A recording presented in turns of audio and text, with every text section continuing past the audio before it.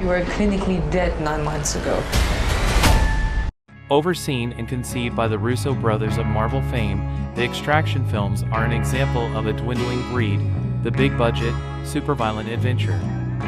Whether the main character is named John Rambo, Jason Bourne, or John Wick, he's a variant on a type, the prolific killer who'd prefer not to kill anymore but keeps getting pushed back into it.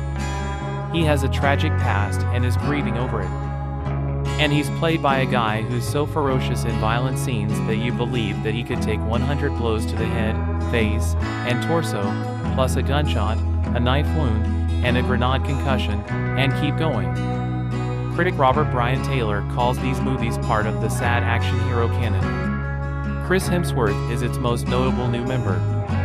He plays Tyler Rake, a young boy's idea for an action hero name, but Hemsworth makes him seem almost like a real person.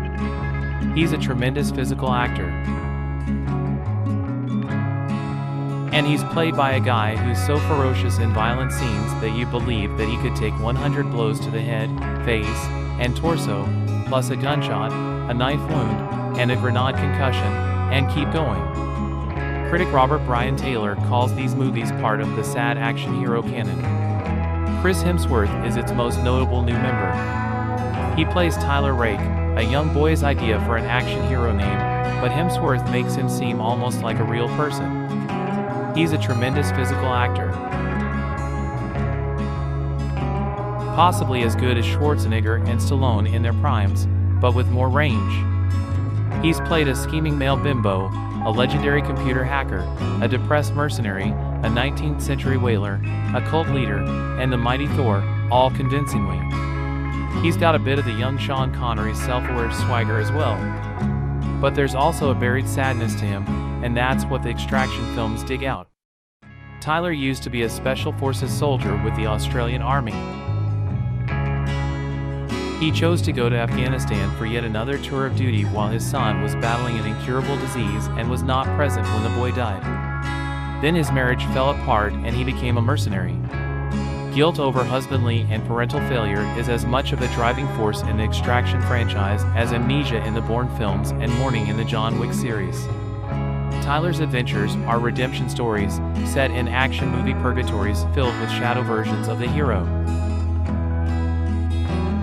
Defective fathers who mistreat, neglect, or warp their children and see them as extensions of their ego or brand. Tyler's main enemies are dark parents who could be stand-ins for Tyler's own masochistic feelings about how badly he failed his family. The first Extraction showed Tyler rescuing the kidnapped son of an Indian drug lord who was being held in Dhaka, Bangladesh. The kid was a pawn in a pissing match between rich bullies with private armies.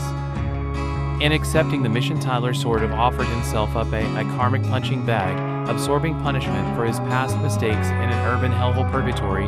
In the original graphic novel, the setting was Paraguay, while serving as a quasi-father figure to the boy he was protecting. In this one, an unnamed man, Idris Elba, so charming that one hopes he'll be in the third one, shows up at the cabin in the woods where Tyler is recovering from the previous mission.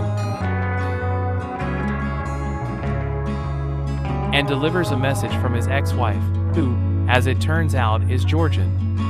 Her sister and her children are being held in a Georgian prison by her drug dealer husband David, Tornike Ziava, who had the clout to get them all ensconced with him. Rake is hired to bust the family out of prison and take them away from David and his brother Zurab, Tornike Gabrigiani, who's even more of a psycho.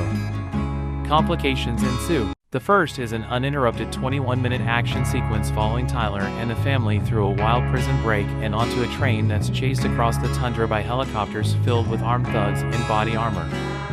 Any thugs who aren't killed in midair drop onto the train and fight Tyler and his two allies, Nick, Golshifteh Farahani, and Yaz, Adam Bessa, with guns, fists, knives, and whatever objects are lying around. Director Sam Hargrave, a former stunt coordinator who made his directorial debut on the first Extraction, takes the digitally stitched together, super long wonder that was introduced to viewers in mid-aughts films like Steven Spielberg's War of the Worlds and Alfonso Cuarón's Children of Men and pushes it to ostentatious but admittedly dazzling extremes.